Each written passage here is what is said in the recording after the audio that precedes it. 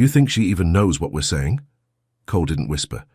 He smirked as he said it, swirling his wine like the silence across from him was proof of victory. What he didn't realize, the quietest person in the room wasn't the one he needed to fear.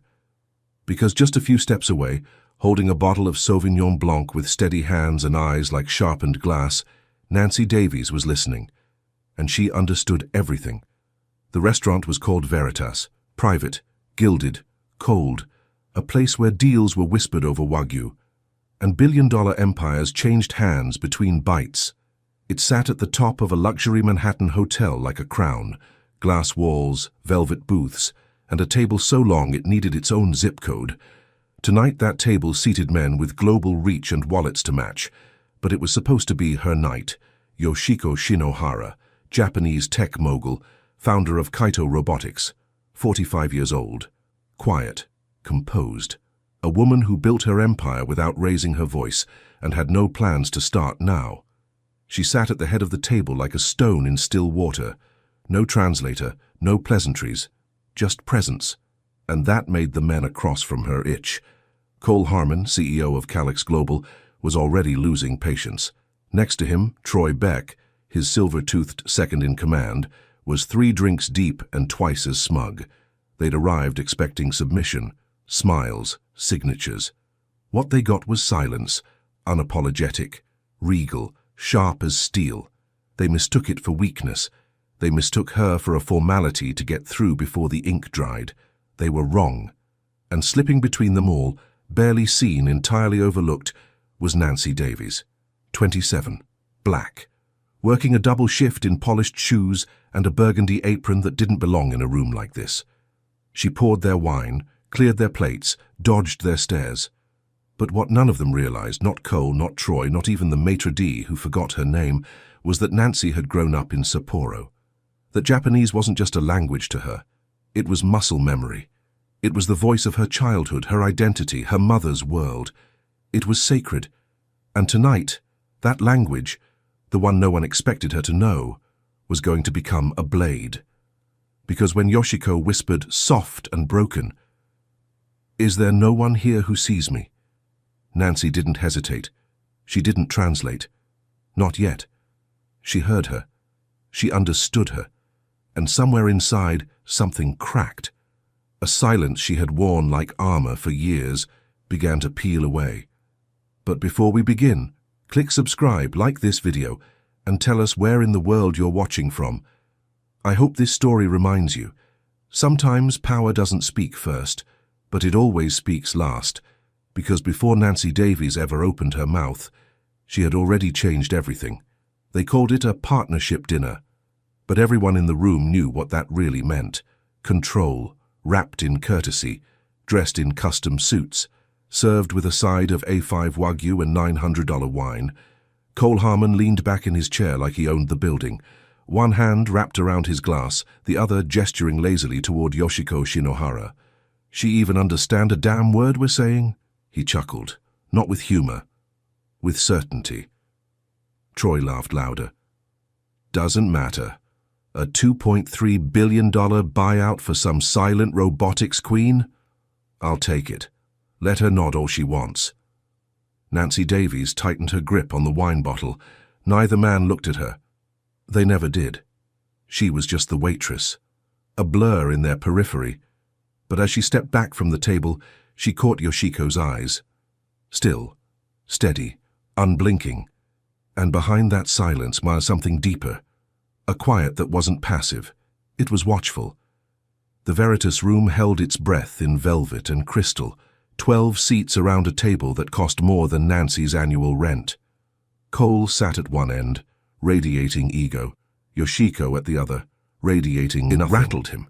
He wanted warmth, gratitude, deference. Instead he got elegance and stillness, the kind of stillness that made powerful men twitch. Nancy poured Troy's wine next. He didn't glance up. "Chop chop, sweetheart. Don't make me die of thirst." The table laughed. Nancy didn't. She tilted the bottle. Smooth, controlled. Her hands were steady, her face neutral. But inside, rage was threading its way up her spine, not just at what they said, but at how freely they said it. like nothing in the room could push back, like no one in the room could even understand. Yoshiko's translator sat 2 seats down, expression unreadable. He offered polite summaries, 1 sentence at a time, just enough to keep the illusion of civility intact. But Nancy was reading more than words. She was reading the room, the glances, the half-laughed slurs, the way Cole leaned forward and slowed his voice like he was speaking to a child. "You need to understand, Ms. Shinohara, this deal isn't just generous, it's a golden parachute. And let's be real," Troy added, "without our infrastructure, Kaito's tech will never scale." Nancy nearly dropped the tray in her hand, not because of what they said, but because of what they didn't. They weren't making a deal. They were staging a takeover, and assuming she didn't get it. She stepped back into the corner of the room, half-shadowed, half-lit, invisible again, but not deaf, not dumb, not passive. She'd been taught to listen more than speak, raised in Japan, where silence had meaning, where listening was an act of honor, where respect lived in the folds of language. And now, in this glass castle of arrogance, that language rose again, quiet, wounded, resolute. Yoshiko shifted slightly, tilted her head toward her plate, whispered something in Japanese. It was soft, subtle, almost lost in the hum of clinking cutlery, but Nancy heard it. "Koko ni sai wa mite kureru hito ha inai no ka?" "Is there no one here who sees me?" Nancy's throat tightened. She stood still, wine bottle in hand, heart pounding, mouth dry.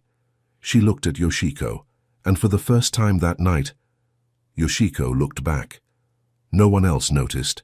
Not Cole, grinning into his bourbon, not Troy, checking his watch, not the manager in the back, glaring at Nancy to keep moving. But something had shifted, a current. A signal passed between 2 women who had never spoken, but already understood each other completely. Nancy didn't know what she'd do next. All she knew was this: she couldn't stay quiet much longer. And when she finally opened her mouth, the entire room would hear her. Nancy Davies knew how to disappear, not vanish, not fade, just slip quietly into the backdrop. It was something she'd been practicing since childhood. In classrooms where no one sat next to her, in boutiques where the staff followed her but never greeted her, in job interviews where they loved her resume and hired someone else. You learned after a while to be smaller, not just in voice but in presence, eyes down, smile soft, movements efficient. Don't be the problem, don't be too proud, don't be seen. At Veritas, that was the entire training manual. Flawless service, no opinions, seamless silence. And Nancy had mastered it. But tonight, something was unraveling. She hovered just inside the kitchen doors, back pressed to the steel, wine tray resting against her hip. The sounds of the restaurant blurred behind her. She wasn't thinking about tips. She wasn't thinking about clocking out.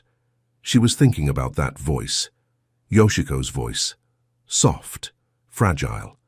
Asking a question that didn't belong to the room, but still somehow reached her like it was meant for her. "Is there no one here who sees me?" Nancy had heard those words before. Not in sound, but in feeling. Sapporo, Japan. She was 8. Cold fingers clutching a thermos of miso soup at recess, her pink scarf tangled around her chin. The other kids hadn't questioned her skin. They didn't ask why her mother looked different or why her Japanese was flawless. They just accepted her. She belonged. Her mother, diplomatic, brilliant, endlessly exhausted, had been stationed there for 9 years. Nancy had learned honorifics before sarcasm. She bowed before she questioned. She absorbed the rhythm of language like it was breath. Japanese wasn't just a skill, it was home. Coming back to the States had been different. Suddenly, her fluency wasn't impressive. It was unexpected. Her experience wasn't international, it was interesting. And somehow she was always explaining herself. Too black to be a cultural expert, too fluent to be just a waitress, too smart to be overlooked, and still, always overlooked. Now, standing at the edge of that dining room, watching men in suits deconstruct a woman they didn't understand, Nancy felt something rising. It wasn't anger. Not yet. It was recognition. Because Yoshiko wasn't being ignored by accident. She was being erased on purpose. Nancy returned to the room, slowly, carefully, mask back on. Cole was mid-rant about market shares and intellectual property. Troy was pretending to care. Yoshiko was silent again, but this time, Nancy understood what that silence cost. She collected an empty plate. Her fingers brushed against a document left open on the table. Fine print, legalese, predatory terms wrapped in polished language. She didn't read the whole thing, but she saw enough. And now her silence wasn't just strategic, it was loaded. She moved to Yoshiko's side, clearing a dish with practiced ease. Yoshiko didn't look at her, didn't need to. Their eyes had already met once. That was enough. Back in the kitchen, Nancy's manager barked orders about pacing, wine pairings, dessert delays. She nodded on instinct, didn't say a word. But her heart was beating harder now. Her breath came tighter. Her hands trembled just slightly. Something inside her had shifted, the way it had years ago during a school play in Kyoto when a teacher told her, "Your voice doesn't belong in this role." Not because she couldn't pronounce the lines, but because she wasn't meant to stand center stage. Tonight felt like that again, only this time she wasn't 8, and this time she wasn't leaving the stage. Back in the dining room, the laughter had faded. The power had settled, cocky and lopsided. Nancy stepped forward, silent, polished, composed, still unseen, but not for long, because behind her quiet hands and waitress uniform, Nancy Davies was no longer just watching. She was deciding. And when the moment came, she'd be ready. The steak knives gleamed under the candlelight. Not a speck on the plates, not a crease in the linen, not a single voice raised. But the room was getting colder, not in temperature, in tone. The kind of cold that came dressed as formality, that moved through legal language and careful smiles, pretending not to bite. Cole leaned forward, elbows on the table, tapping a pen against a thick contract in front of him. "We'll handle the stateside rollout. You keep your name on the tech. Win-win." He smiled like he was doing her a favor. Across from him, Yoshiko remained silent. She picked up her glass, sipped, set it back down. That was it. Cole's smile thinned. Troy slid a second folder across the table. "There's an updated clause," he said casually, "just to clarify post-acquisition usage." Nancy watched from behind. She wasn't pouring wine now. She wasn't clearing plates. She was still, eyes locked on the document sitting just inches from Yoshiko's untouched dessert. Her manager would have snapped if he saw her pause like this, but he wasn't watching. No one was except Yoshiko. And Yoshiko's fingers hadn't moved. Nancy inched closer, her tray clutched against her chest. She didn't read every word, but she recognized the structure.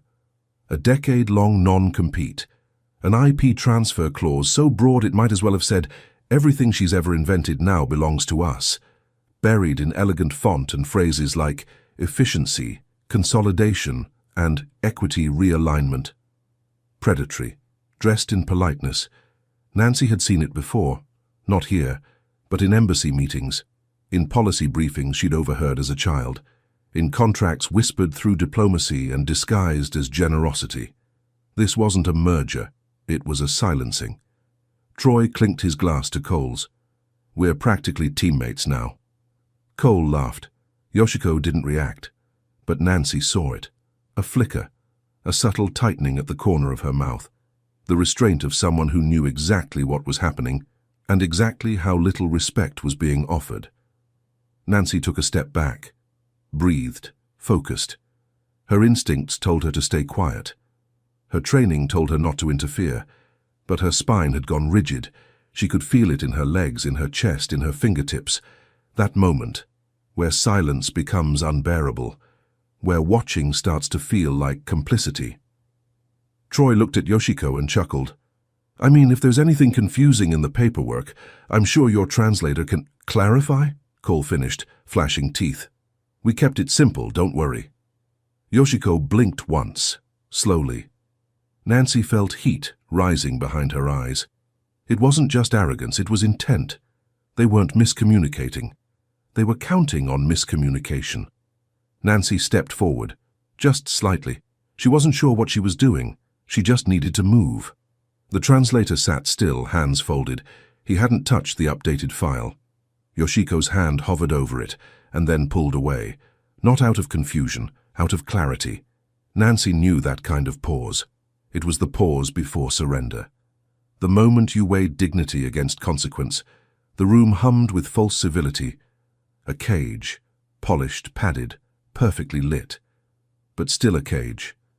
And Nancy Davies, the girl who wasn't supposed to exist in this space, was standing at its edge, pulse pounding, breath shallow, every muscle screaming to speak. Not yet, but close. So close. Because this wasn't just about a contract anymore. It was about power. Who gets to speak? Who gets to be heard? And who gets to decide what silence means? The wine was beginning to run low. Nancy felt it before she saw it. Troy's eyes flicking toward the bottle, then toward her, like she wasn't a person, but a button that hadn't been pushed yet.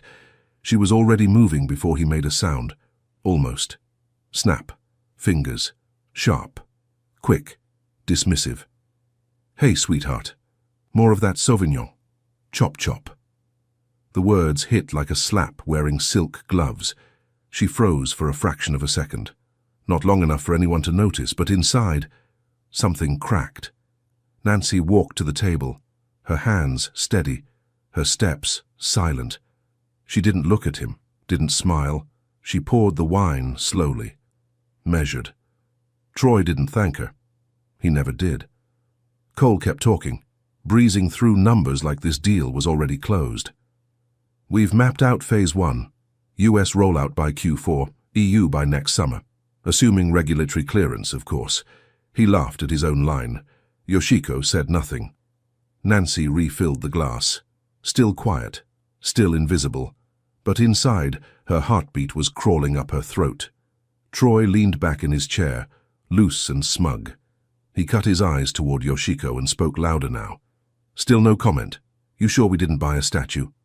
A couple of the other execs chuckled under their breath. Nancy's grip tightened around the neck of the bottle, not enough to break it, but almost. She turned to leave, and then she saw it. A new document slid halfway across the table. Different color tab, different font, smaller print. She caught a phrase. Transfer of proprietary algorithms upon signature. Her stomach dropped. She didn't need to read the rest. They weren't buying Kaito Robotics. They were trying to own Yoshiko, erase her code, her voice, her future, with a pen and a smile. Nancy stepped back into the shadows, the wine bottle cold in her hand. Her manager was watching now. She could feel it. The side glance from across the room, the invisible leash pulling her back into line. But it was too late. Something had changed. Inside her, the dam was starting to buckle. And then Yoshiko spoke, barely above a whisper, in Japanese. Jenshu wo hanaseru hito ha koko ni inai no ka? Is there no one here who speaks truth? Nancy's breath caught. She turned, not dramatically, not loudly, just turned, toward her. Yoshiko was staring directly at her now, not past her, not through her, at her. Nancy stepped forward, a single movement, deliberate, controlled. She set the bottle down on the white linen tablecloth, both hands. Then slowly, and she bowed. Not the kind of nod people give when they're sorry to interrupt. The kind of bow that came from memory, from reverence, from something deeper than apology. It was the bow of someone raised in a culture of respect, and done being disrespected. Every fork froze, every glass paused mid-air, every man at that table went still. Troy blinked. Cole tilted his head like he'd missed something, and Nancy lifted her head, eyes forward, voice steady. For the first time all night, she spoke. Shinohara-sama. May I translate? The silence that followed wasn't awkward. It was electric, like the room itself had been rewired. Yoshiko's eyes didn't widen, she didn't smile. She simply nodded. Once, slowly, and just like that. The room flipped. Nancy Davies was no longer invisible. She was no longer just the waitress. She was a weapon, and her voice had just been unsheathed. Nobody moved. The wine stopped mid-pour. The knives hung in the air like questions, and Nancy's voice, calm, clear, unexpected, cut through the hush like silk slicing paper. "Shinohara-sama, may I translate?" Yoshiko's eyes never left hers. A single nod, quiet, measured. That nod shattered the room. Troy's mouth parted like he was about to speak, but no sound came out. Cole leaned forward slowly, like the table was suddenly unstable beneath him. "You speak Japanese?" he asked. Not curious, accusing, like her fluency was theft. Nancy didn't answer him. She turned back to Yoshiko, bowed once more, then stood tall. "With your permission, I'd like to interpret your response to their proposal." Yoshiko folded her hands. She didn't smile. She didn't blink. "Hi," she said. "Please." Nancy faced the table. 12 seats, 12 men who had spent the last hour laughing, negotiating, mocking, assuming. Her voice didn't tremble. "Ms. Shinohara would like to clarify that she has read every clause in the contract and that she understands fully." She paused. Eyes met hers, narrowed, blinking, shifting. She let the silence sit for a moment. She also requests the removal of the non-compete clause, the IP transfer provision, and the relocation restriction disguised under Section 14.3. The room cracked, right down the center. Cole reached for his bourbon but missed the glass. Troy leaned forward. Wait, what are you even—" "You buried it in subclauses," Nancy said, still even. "Language designed to be missed, unless someone knew what to look for." Her hands were steady at her sides. She found it. A low cough came from the translator, who hadn't moved since Nancy stepped in. Yoshiko gave him a single glance. He lowered his head. Troy recovered first. "This is highly inappropriate," he barked. "She's a waitress." Cole raised a hand. "Hold on." He looked at Nancy like she had just crawled out from under the rug with a secret he'd left behind. "Where did you learn Japanese?" "Sapporo," Nancy answered. "I lived there for 10 years. Another silence, this one heavier, more uncertain. "And I'm not just a waitress," she added. "Not tonight." The table seemed smaller now, the chandeliers dimmer. Nancy glanced down at the open document, so neat, so curated, and then back at the men who wrote it. "This contract doesn't reflect a partnership," she said. "It reflects a trap." Her voice never rose. It didn't need to. "And Ms. Shinohara deserves the truth. Not a translation filtered through diplomacy, but the truth." She turned back to Yoshiko. A softer bow. A private moment in a public war. "Shinohara-sama," she said in Japanese. "Do I have your trust to continue?" "Yes," Yoshiko replied. "Please, say everything." Nancy turned, not to explain, to reveal. Clause 9.4 allows for indefinite usage of proprietary software, without credit, without compensation. Clause 11.2 restricts her from developing future technologies without your written approval, even if she walks away from this deal. Every face shifted. Some flushed, some paled. The power was slipping, they could feel it. And Nancy was still speaking. "You're not offering her a partnership. You're offering her silence, disguised as synergy, covered in compliments." She stepped back, hands at her sides, eyes unwavering. "She says no." The room collapsed into stunned quiet. Cole didn't move. Troy sat back in his chair like the ceiling had dropped 2 inches. Nancy waited, calm, composed. She had more to say. But not yet. Not until someone else broke the silence. And in the space between what had just happened and what came next, you could feel it. A reckoning had entered the room. Silence stretched across the room. But it wasn't empty, it was loaded, with tension, with confusion, with something dangerously close to panic. Troy shifted first, reaching for a napkin he didn't need. Cole's mouth opened slightly, like he was still deciding between outrage and damage control. Nancy didn't flinch. She didn't backpedal. She stepped closer to the table. "There's more." No one told her to stop. No one could. Clause 12.1 grants indefinite license to all existing and future AI models under Kaito's umbrella. without attribution. Clause 15.7 restricts public commentary from Ms. Shinohara for up to 10 years on any topic related to the company or its technologies. She let that sink in. It's a gag order. And a theft, wrapped in flattery, hidden behind translation. Across the table, Yoshiko remained still, but something in her face had shifted. Her silence no longer looked cautious, it looked sharp, intentional, alive. Troy stood. This is a breach of protocol. She's not authorized to— No, Nancy interrupted. She's finally being heard. Her voice was still soft, but steel was threading through every word now. You didn't want a partner, you wanted a name, a face for your press release, and the second she signed, her voice disappeared. Nancy turned to Yoshiko again. The room watched, unblinking. Would you like me to continue, Shinohara-sama? Yoshiko looked toward her translator, then toward Nancy. Yes, she said. Please continue. Nancy reached forward and turned the page. One flip. That's all it took. At the top in bold, retention of ownership rights, international clauses. Clause 18.3 transfers full control of Kaito's neural interface blueprints to Calyx, effective immediately upon signing.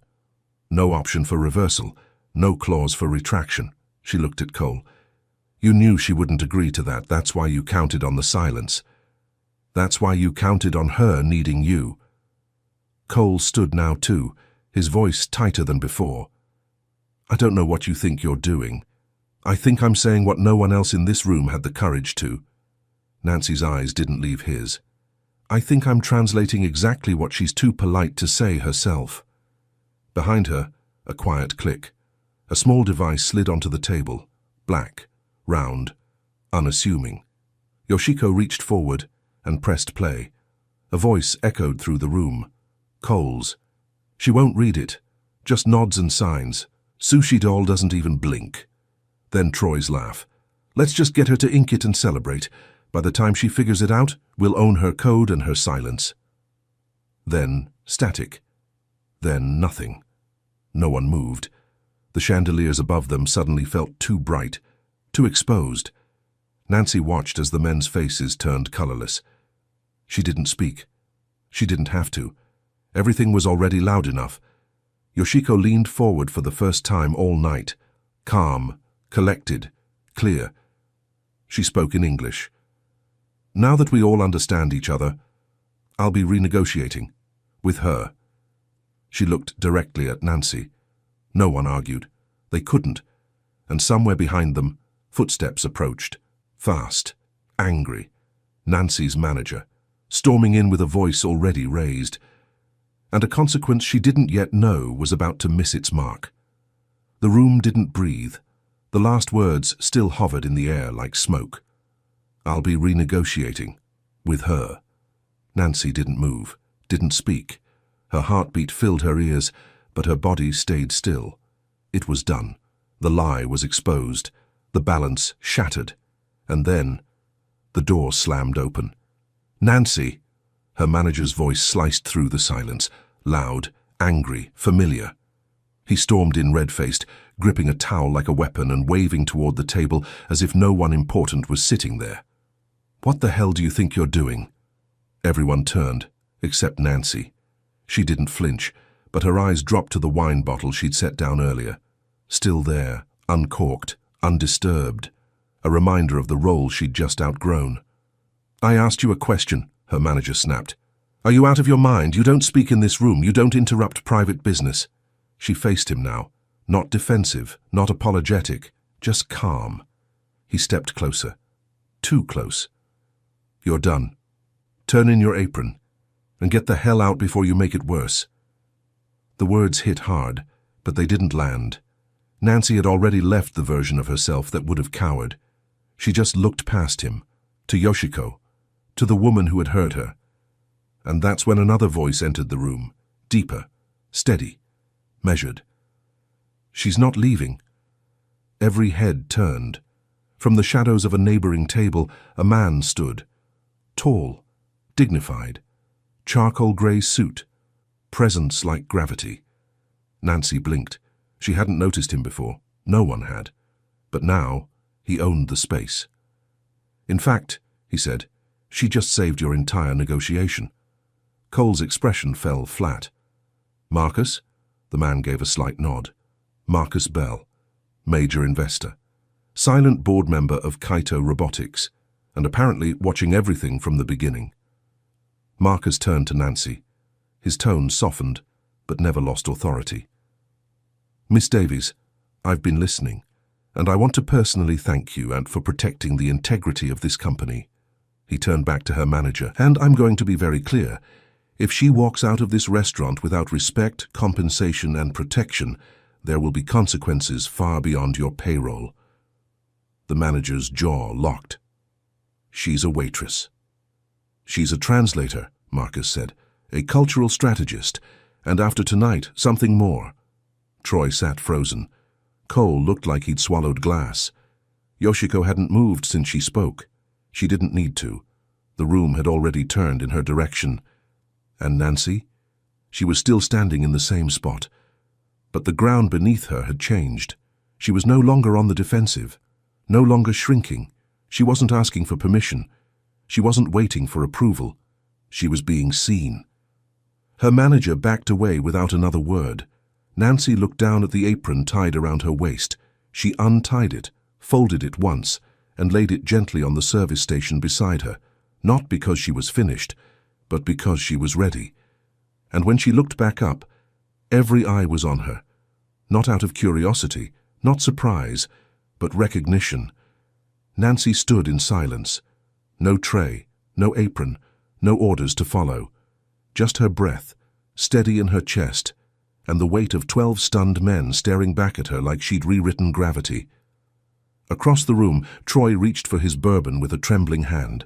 He missed the glass. Cole had stopped blinking entirely, and her manager, gone, disappeared through the service doors without a word. Marcus Bell stepped closer, still calm, still composed. Miss Davies, he said, you've done more in 10 minutes than this team managed in 2 months. Nancy said nothing.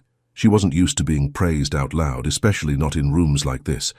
But something in Marcus's tone made it land differently, not performative, not patronizing, genuine. You didn't just translate words, he said. You protected intent. You preserved dignity. You saw what no one else bothered to. Then he turned to Yoshiko. Miss Shinohara, your move. Yoshiko stood, for the first time all night. She didn't adjust her sleeves. She didn't clear her throat. She simply stepped forward, graceful, grounded, until she was standing beside Nancy. Then, with every man still watching, she reached out and gently took Nancy's hand.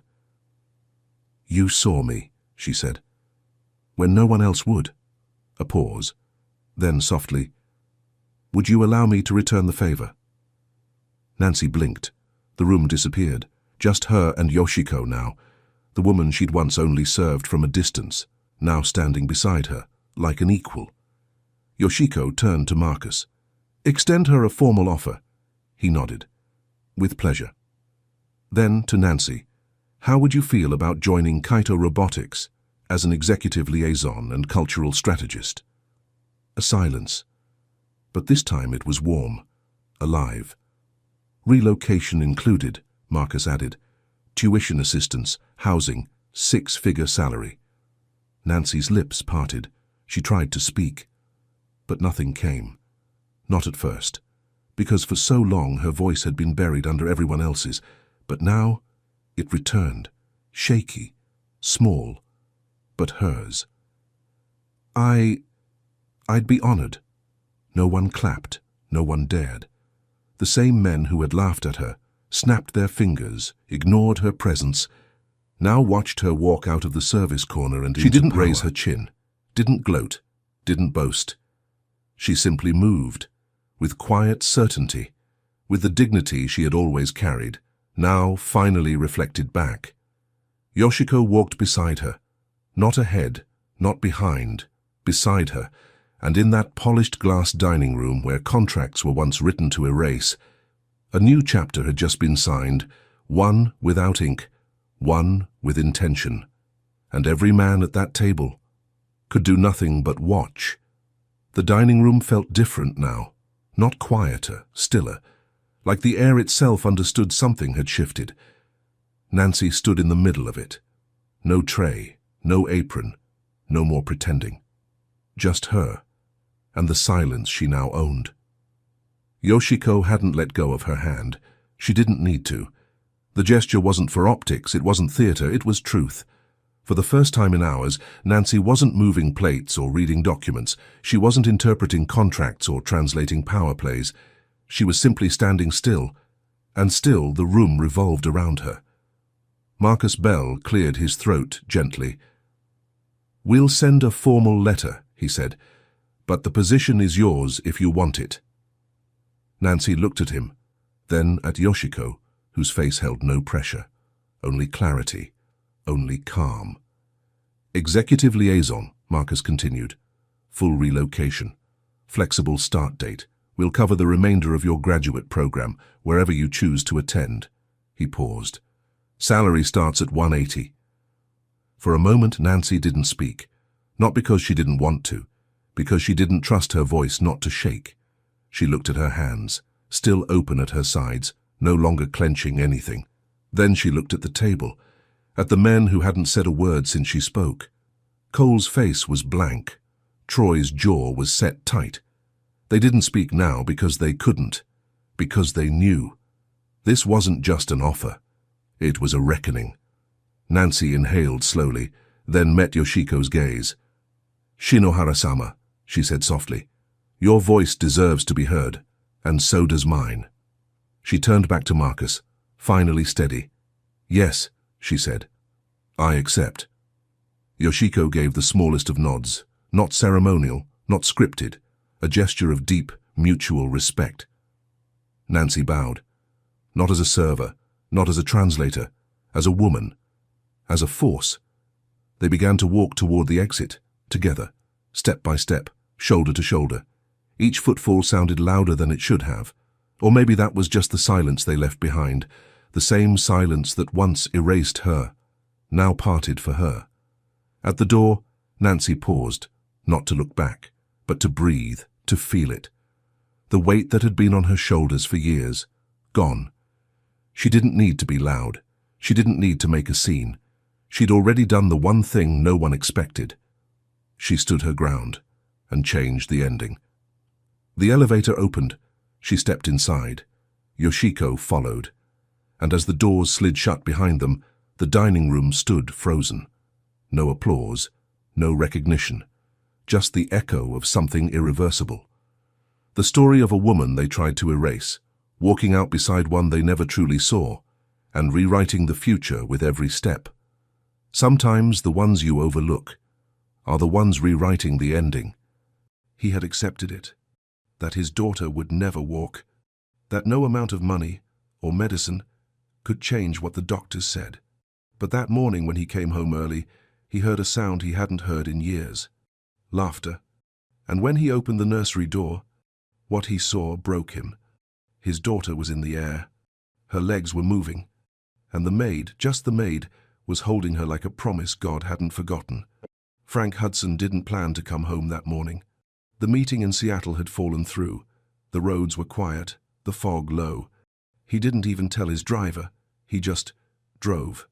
The house was still the same glass, marble, silence. Big enough for 20 people. Empty enough for grief to echo through the halls. He stepped inside, dropped his keys. No voices, no footsteps. Just the usual stillness. Until he heard it. A sound. Faint at first. Then clearer. Laughter. High. Joyful. Childlike. Frank froze. He hadn't heard that sound since the day she was born. He walked slowly up the stairs. Not rushing, not breathing. Drawn forward by something he couldn't explain. When he reached the nursery door, it was slightly open. And inside, Sharon the maid lay on the floor. On her back, feet in the air, holding his daughter high above her. Diana was laughing. Alive. And her legs, the legs he'd been told would never move, were kicking. Small, shaky, but real. Frank leaned into the doorframe like he might fall. He didn't speak. He didn't cry out. But something in him broke. The part that had stopped believing. The part that buried his wife and gave up on God. The part that turned his home into a machine and called it safety. In that moment, watching a maid do what science never could, Frank realized God had never left. He had just been waiting for him to come home. Before we begin, I want to ask you something. Have you ever stopped believing?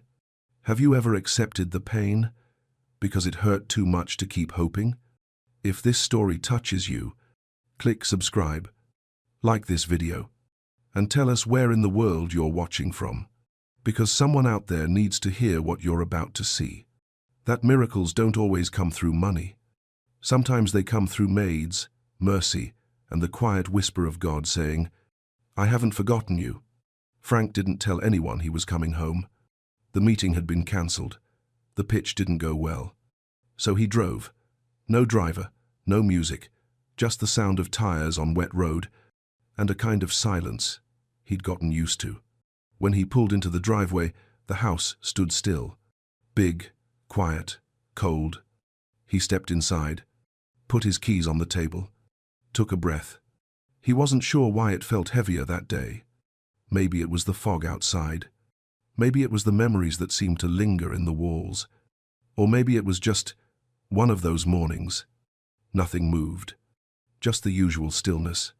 The kind you stop noticing after a while. And then, a sound. Faint, light. A kind of laugh that didn't belong in this house anymore. He stopped walking, tilted his head. There it was again. Laughter. Soft, real. Not from a screen. Not from a memory. It was coming from upstairs. He didn't rush. He just listened. And with every step he took, the sound grew clearer. He reached the room at the end. The nursery. The door was half open. He hadn't been in there much lately.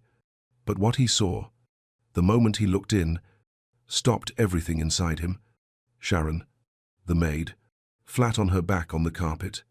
And above her, Diana, held up by Sharon's feet, arms wide, face glowing, laughing from the center of her little chest.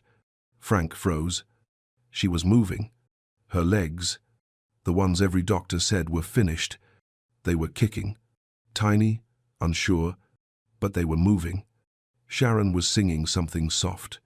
He couldn't hear the words, but it didn't matter. Diana was laughing. Not a giggle. Not forced. Real, full joy. Frank didn't know when his hand touched the doorframe, or when his eyes began to sting. He didn't even breathe. He just watched. And everything in him, all the years of silence, the appointments, the reports, the acceptance, began to crack. Not all at once, but enough. Enough to let something through. He didn't say a word, didn't make a sound, because somehow he knew this moment wasn't his to control. It was a holy thing, and he didn't want to break it. His daughter was laughing, and for the first time in her life, she looked free. Not careful, not sick, not stuck. Just a child, flying in the air, believing she could.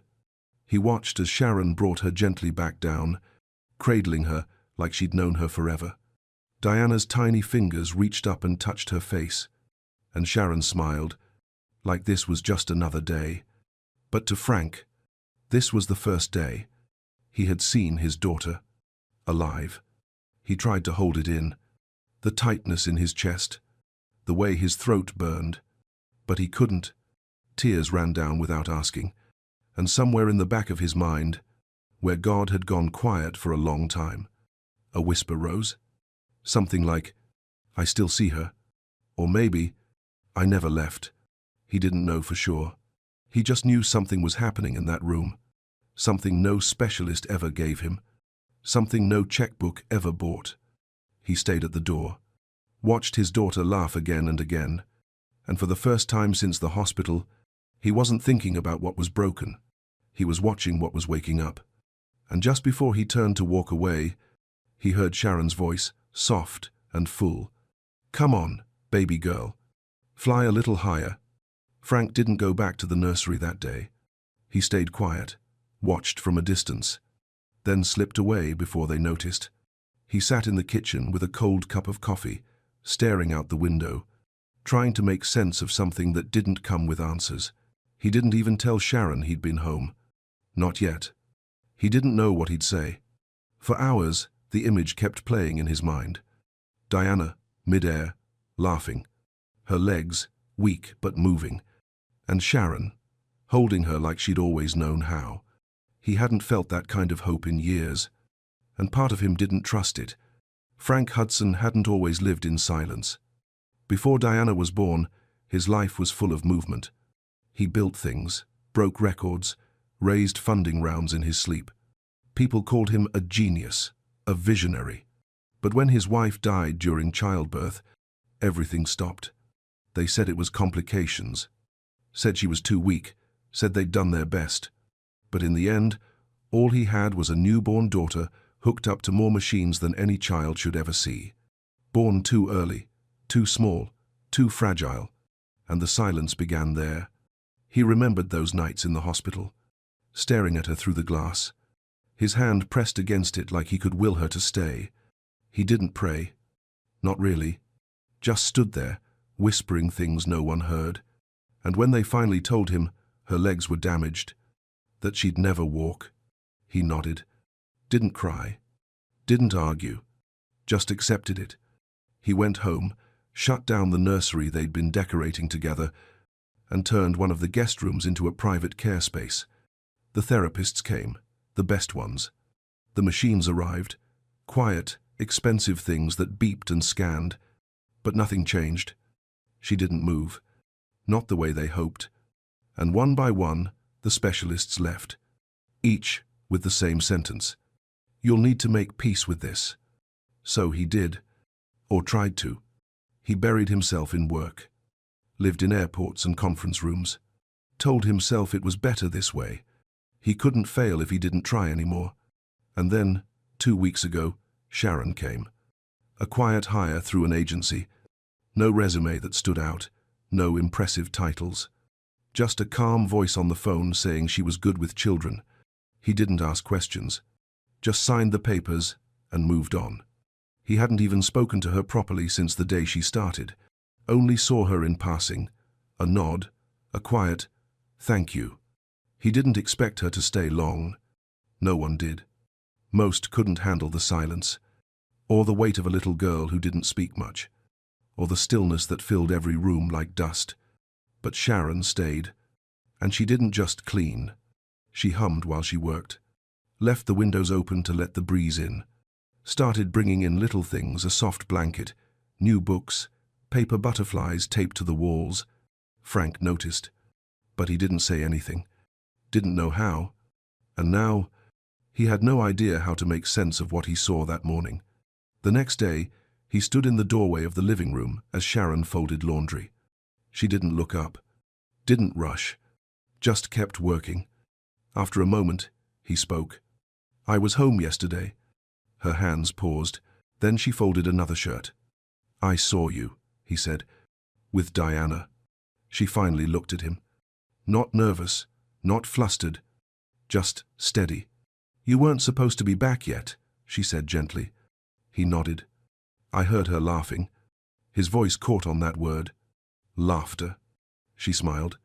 "She has a beautiful laugh. I think it's been waiting." Frank didn't answer. The room felt still again, but not cold. More like something fragile had just been placed between them. "I don't know what I saw," he said quietly. "Her legs, they were moving," Sharon finished. "Yes, sir, they were." She didn't say it like a miracle. She said it like a fact. "You're not a therapist," he added, his voice sharper than he meant. She shook her head. "No, I'm not." "Then what were you doing?" Her eyes didn't flinch. "Loving her," she said. "Believing with her. Sometimes the body moves when it finally feels safe." Frank didn't respond, because deep down, he didn't know how to believe in that. Not yet. But something in her words stayed with him. Long after she left the room, he stood there alone, looking at the shirt she'd just folded, small, pink, with tiny stars on the sleeves. The next morning, Frank stood outside the nursery door again. He didn't mean to. He wasn't even sure why he'd stopped walking. But there he was, coffee in hand, heartbeat heavier than usual, just listening. Inside, Sharon was singing. It wasn't loud, just a hum, really. Soft and steady, like something she wasn't trying to perform. Frank could hear Diana giggling, a sound that didn't fit the grief he'd wrapped around this house for years. A sound that made his throat tighten. He pushed the door open. Gently. Sharon looked up from the rug, not surprised. "Good morning, Mr. Hudson," she said. Frank nodded. "You do this every morning?" "When she lets me," she smiled. Today, she was ready. He looked at his daughter, sitting upright, legs folded beneath her like they'd never betrayed her. She reached for a stuffed lion, then glanced up at him. Her eyes were bright. "Hi, Daddy." The words hit hard. She didn't say much to him these days, but now her voice was clear, like it had never been locked away. He crouched beside her, touched her hair. "You look happy today," he said. She nodded. "We're flying to the moon." He blinked, looked over at Sharon. "It's just a game," she said. "But sometimes games help the body do things it forgot it could." He stood. The moment felt too big to stay in. "Can I speak with you?" he asked. She gave Diana a soft smile. "I'll be right back, Moon Pilot." Then followed Frank out into the hallway. In his office, he poured 2 glasses of water.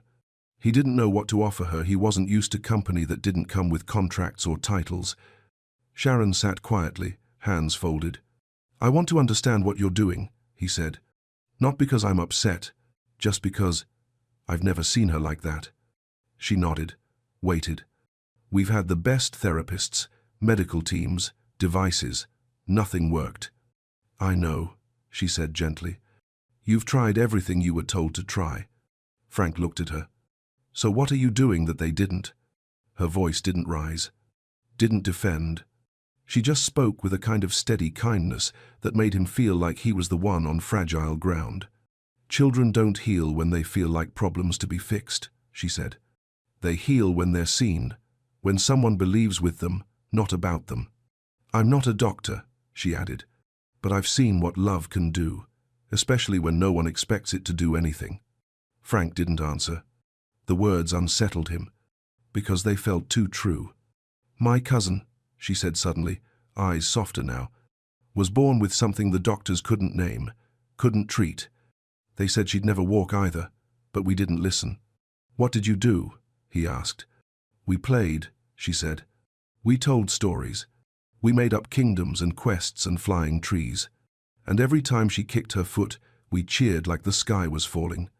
It took years. But one day, she stood up, just like that, and walked into the kitchen like it was nothing." Frank looked away. "You think this is the same?" "I think every soul wants to be believed in," she said. "And I think Diana's been waiting for someone to believe out loud." He didn't know what to say. He wasn't used to being the one who didn't have the answers. But in this moment, he felt it. The quiet pull of a truth he couldn't explain. "Why didn't you tell me what you were doing?" he asked. "Because I didn't know if you'd want it," she said, without blame. "This house has been quiet for so long. I didn't want to break what you'd made peace with." That last line hit hard, because somewhere deep in him, he had made peace with it. With the silence, the stillness, the loss. But now, she laughed, he said, almost to himself. She laughed like she wasn't afraid anymore. Sharon smiled. "That's the first step. The body follows the heart." Frank stood still for a long time after she left the room. He looked down at the glass of water in his hand. Still full, untouched, like he didn't know how to drink from a world that was suddenly moving again. The house didn't change overnight, but it started to feel different.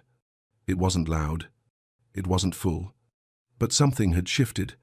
Frank noticed it in the mornings. The way the nursery door stayed open just a little longer.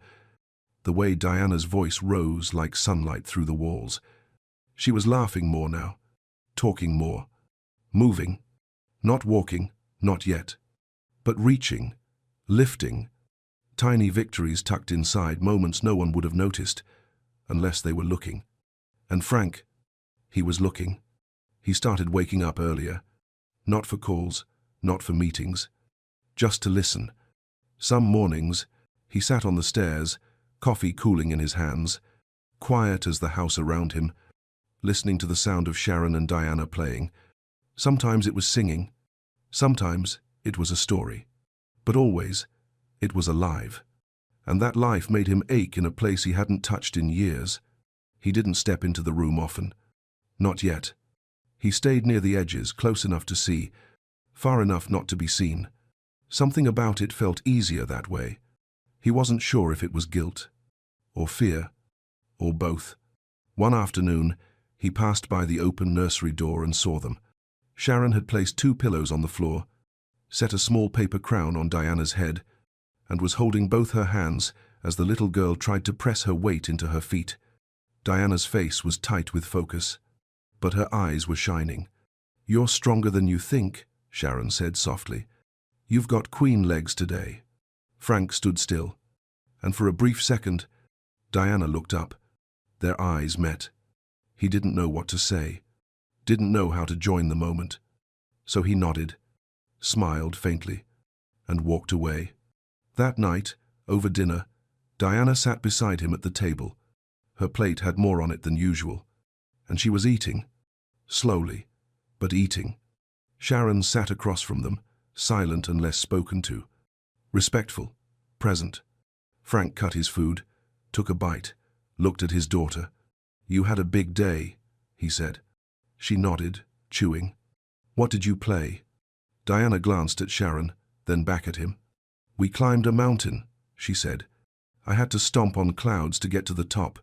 He smiled, really smiled. The kind that comes without effort.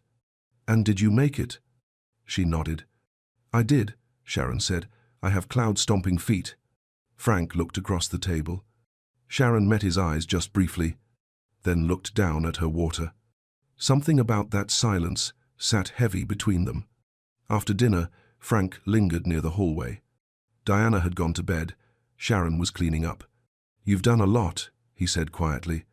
"With her, in just a few days." She looked up. Didn't speak right away. "She's the one doing it," she said. "I'm just here to help her remember who she is." He swallowed. "You make it sound so simple." "It's not," she said. "But it is honest, and sometimes that's enough." There was something in her tone. Not cold, not warm, just real. He nodded, then paused. "You don't ask for much," he said. She looked at him. "I'm not here for much." He didn't know what that meant, not fully, but he didn't ask. Instead, he turned toward the hallway, and as he walked away, her voice followed him. "She watches you, you know, even when you think she doesn't." He stopped, felt the weight of that sentence sit on his shoulders.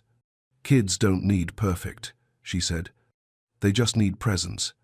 He didn't turn back, didn't speak, just stood there in the dim light of his home, wondering when he became a man who didn't know how to stay in the room. That night, Diana called out in her sleep. Frank stood outside her door, not moving, not sure if she needed him, or if she was just dreaming. He waited, listened, and when she quieted again, he rested his head gently against the wall beside her room, eyes open, heart somewhere between what was and what could still be. Frank had stayed late on a call that evening. Investors, questions, projections, the kind of voices that filled his days but never touched his life. When the call ended, he sat in his chair for a long time, hands still on the keyboard, but his mind somewhere else entirely. It had been almost a week since he saw Diana lift her legs, almost a week since he heard her laugh like the sky had opened, and yet he still hadn't spoken about it. Not to his colleagues, not to the world, not even to himself. He walked upstairs slowly. The house was quiet. Dinner had come and gone. The halls were dim. As he passed the nursery, the door was open again, just enough to see through. Inside, Diana stood in front of Sharon, holding onto her hands, wobbling just slightly. Frank stopped breathing. Her knees were shaking, but her back was straight, her chin up. Sharon's voice was low and steady. "Push through your toes, sweetheart, just like we practiced. I'm here. I've got you." Frank didn't move. He didn't dare. He just watched. Diana's fingers tightened around Sharon's. She shifted her weight. One tiny foot lifted, then touched forward, then the other. Frank's mouth parted, but no sound came out. Diana took one more step, her body trembling with every inch, and then collapsed softly into Sharon's arms. And just like that, she laughed. Full, giddy, unafraid. "I did it," she said. Sharon held her close. "Yes, you did, baby girl, yes, you did." Frank stepped back from the doorway. He leaned against the wall, hand over his mouth, eyes burning before he even knew why. He slid down, sitting on the floor outside the nursery, trying to hold together something that was already breaking open inside him. He had watched years pass without this, sat through appointment after appointment where no one believed this would happen, watched his daughter fade into silence, watched himself disappear into work. And now, on a quiet night, with no medical team, no machines, just a child, a woman, and a bit of belief. She took 2 steps, and Frank was the one who fell. Later, Sharon came out with Diana in her arms. The little girl was asleep, cheek pressed against her shoulder, breathing soft and slow. She didn't see him right away. When she did, she stopped. Frank stood. His face said everything. No questions, no doubt, just awe. And something deeper.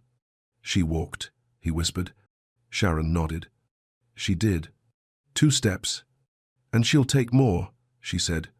But not because someone told her to. Because she started to believe she could.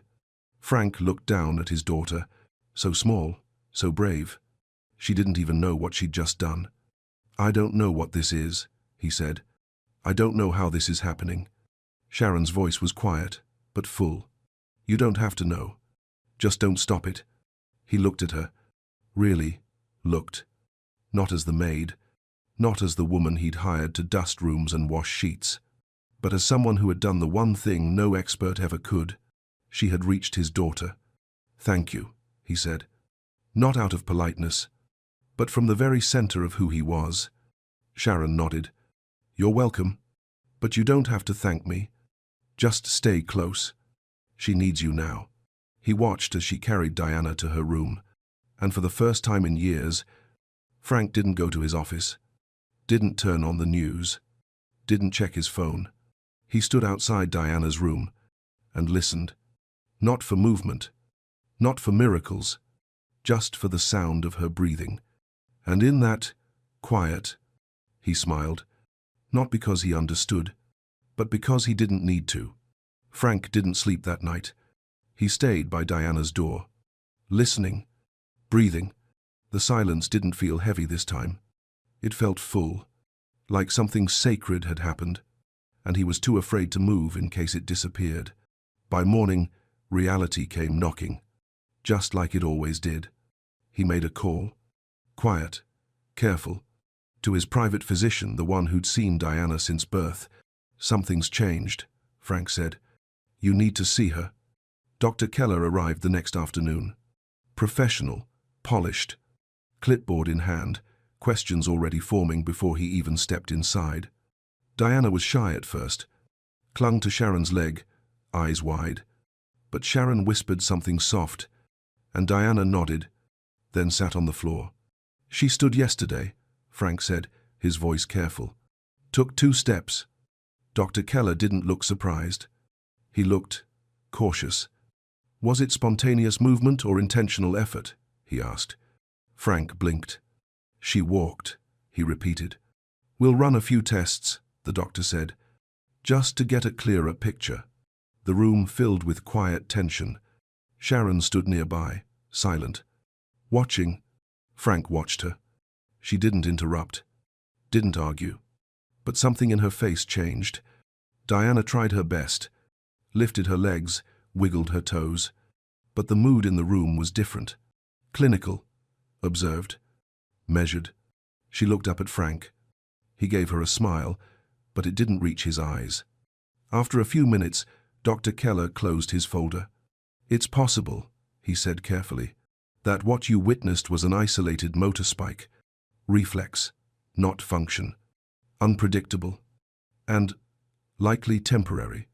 Frank's heart sank. He felt it, the old language pulling him back, the way professionals wrap pain in gentle words. "So, it wasn't real?" he asked. "I didn't say that," the doctor replied. "But in these cases, it's best not to raise expectations." Sharon stepped forward, quiet but clear. "What about what he saw? What she felt? That doesn't show up on a chart." The doctor glanced at her, then at Frank. "Who is she?" Frank answered without thinking. "She's the one who helped Diana move." The doctor sighed.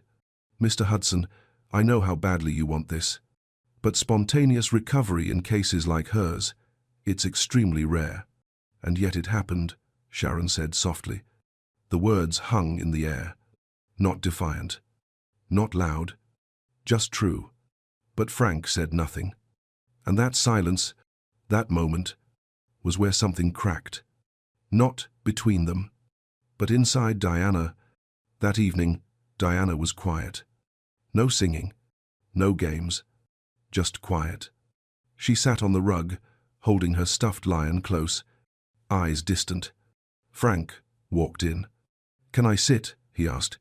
She nodded, barely. He sat beside her, waited. "Did I do something wrong?" she asked suddenly. The question sliced through him. "No, sweetheart, no." His voice broke on the last word. She looked down. The man said it might not be real. Was it pretend? Frank reached for her hand, held it gently. "I saw you," he whispered. "I saw you fly." Tears gathered in her eyes. "Then why do you look like it's not true anymore?" Frank didn't have an answer. Not one he could speak. He had spent years living in logic, building certainty, funding answers. But now, when it mattered most, he didn't know how to hold the fragile thing that hope had become. He stood slowly. "I'll be right back," he said. He walked out, found Sharon near the back window, folding laundry. She didn't look up. He waited.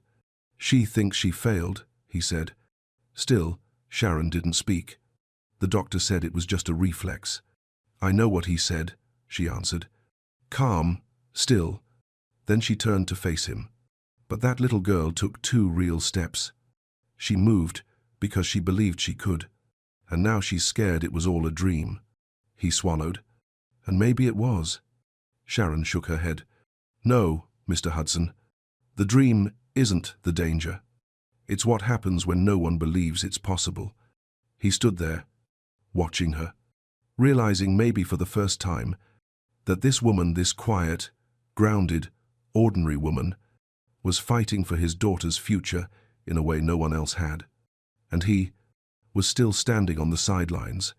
The next 2 days were quiet, too quiet. No laughter floated down the hallway. No singing from the nursery. Just the soft sounds of a child retreating back into herself. Diana didn't ask to play, didn't try to stand. She lay on the floor most of the time, her favorite blanket pulled up to her chin, the lion tucked against her cheek. Sharon stayed close. Never pushed. Just stayed like steady ground beneath a fragile world. Frank watched it all from a distance, just like before, and the silence started to feel familiar again. Like the house was slipping back into what it used to be. That night, Frank stood in the doorway of his lab, the space he once believed would hold answers. It was clean, organized, machines lined the walls, tables with untouched prototypes, blueprints that once carried his last threads of hope. But now, he couldn't feel anything in here. Not purpose, not power, just emptiness. He ran his fingers along the edge of a metal frame, cold, unmoved. This room had been built to fix things, but not everything broken wants to be engineered back to life. Some things need to be held, seen, Believed in, not solved. And suddenly, it hit him. He had never created a space where his daughter could grow, only one where she could be monitored, measured, managed. The next morning, he found Sharon in the nursery, quietly folding away a set of hand-drawn adventure cards. "What are those?" he asked. She looked up. "We made them last week. Every move she made, we gave it a story. One for every tiny win." Frank stepped closer. One card read, "Climbed the mountain of wiggle toes." Another, "Crossed the river of almost standing." Each one was drawn in crayon, some with Diana's handwriting. Frank picked up a card, stared at it. Something in his chest shifted, softly but completely. "She stopped believing in these," he said. Sharon didn't correct him, didn't rush to give hope. She just let the silence speak for itself. Frank placed the card down. "I want to change the lab," he said. She looked at him. "Into what?" He paused. "Something that doesn't need wires. Something soft, real, for her." Sharon waited. "You want help?" she asked. Frank nodded. "Please." By the end of the day, the machines were gone. Not trashed, not destroyed. Just moved aside. They brought in soft lights, rugs, a bookshelf of storybooks, a small swing that hung from the ceiling beam. Sharon strung fairy lights along the wall and pinned Diana's drawings in the empty spaces. A beanbag became a cloud chair. Pillows became stepping stones across lava floors. A mirror was added, low to the ground, so Diana could see herself move. Not for progress, not for proof, but for pride. When Diana came in that evening, she stopped at the door. Her eyes widened. She stepped forward slowly, looked around. "What is this?" Frank crouched beside her. "Your new room," he said. "A place to move and play and fly again." She turned to him. "Even if I fall?" His voice caught, but he answered, "Especially if you fall." That night, she asked Sharon to read her a story. Then, for the first time, she asked her father to stay in the room. He sat on the floor beside them, legs crossed, watching the light dance across the walls as Sharon read softly. Diana leaned against him halfway through, small, warm, trusting, and he let himself lean back, not into certainty, but into presence. Later, when the house had gone quiet again, Frank stood in the doorway one last time, the new room behind him, soft, glowing, alive. He looked over his shoulder. "Thank you," he said. Sharon smiled, but didn't respond with words. She didn't need to. Some things don't need fixing. They need space to grow. And finally, Frank had made room. It had been 3 weeks since Diana took her first steps. Since then, there were more. Not every day, not always steady, but they came one after another. Tiny, trembling, but real. Frank watched each one like it was a sunrise. Soft, slow, sacred. He didn't miss them anymore. Because now, he was there. Sharon had started calling their mornings missions. Each day had a name. Stomp the Sunday. Kick the clouds. Reach the window. Every time Diana moved, it wasn't therapy. It was part of the story. And she was the hero. And for the first time since her birth, Frank wasn't building labs. He was building memories. On her 4th birthday, the sky was soft and blue. Not loud. Not showy. Just kind the way the world sometimes is when it's trying to apologize. Sharon had been preparing something special for days. She called it the Meadow Walk. Not a test, not a goal, just an adventure. A path through the garden, 10 small stepping stones lined with flowers, leading to the wide-open patch of grass where the sun waited. Diana stood at the edge of it, wearing a pink sweater and a crown made of paper and ribbon. Her hands trembled slightly, but her eyes were bright. Frank stood a few steps behind her, not leading, not hovering, just there. Sharon knelt beside her. "You don't have to make it to the end," she said. Just take it one stone at a time. Diana nodded. The wind moved gently through the trees. The garden held its breath. She stepped forward. 1 foot, then the other. The first stone, then the next. Frank didn't speak. His hands were at his sides, open. He wasn't ready to catch her. He was ready to let her go. By the 4th stone, Diana's arms were shaking, but she kept moving. By the 6th, her knees wobbled. Frank took a small step forward, but Sharon held up a hand, gentle, steady. "Let her finish her story," she whispered. On the 7th stone, Diana paused, looked back. "Daddy," she called. Frank stepped closer, kneeled down so she could see him fully. "I'm right here," he said. "You've got this." And then, with a tiny breath, she turned back and walked. The 8th, the 9th, and then, on the 10th stone, her foot missed slightly.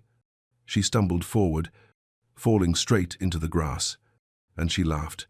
A laugh so full, so light, it pulled the whole sky down with it.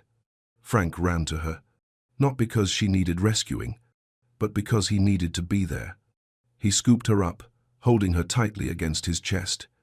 Not because she fell, but because she flew. "You did it," he said, voice trembling. She leaned her head against his shoulder. "I walked all the way," she whispered. Frank nodded, his hand gently against her back. "Yes, baby girl, you walked all the way." Sharon stood nearby, watching with quiet eyes, hands still, face soft.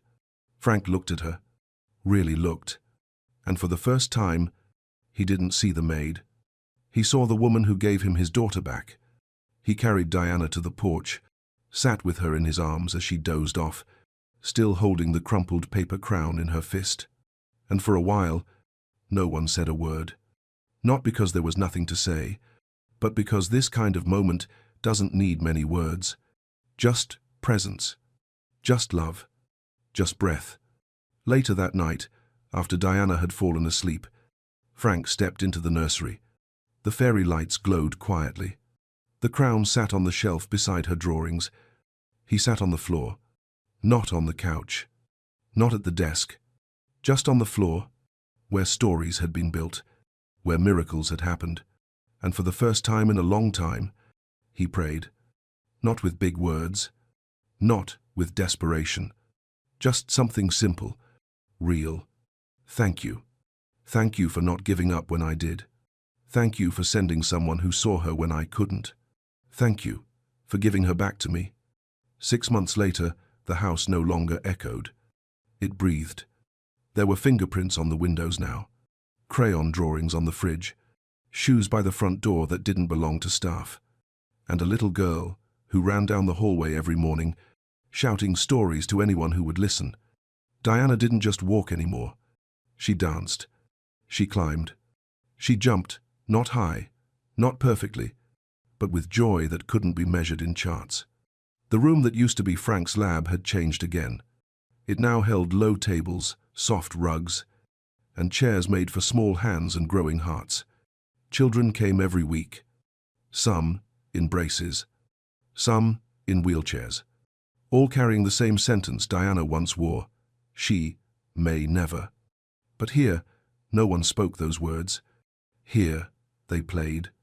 Here, they tried. And slowly, step by step, they began to believe something different. It didn't happen with investors. It didn't happen with press releases. Frank never called the media. He didn't need to. Word spread through letters, parents, quiet circles of people who were still waiting for someone to believe with them. He called it the Story Center, because that's what Sharon had taught him. Children don't heal through instructions. They heal through stories their hearts can believe in. Frank stopped running his company full-time. He handed the lead to someone else and spent his mornings here, not behind glass walls, but down on the floor. Sometimes he tied shoelaces. Sometimes he just listened. But every day he showed up. One afternoon, Diana stood at the front of the room with a paper in her hand. She had drawn wings, colored them in soft blues and yellows, "These are my feet," she said, holding them up.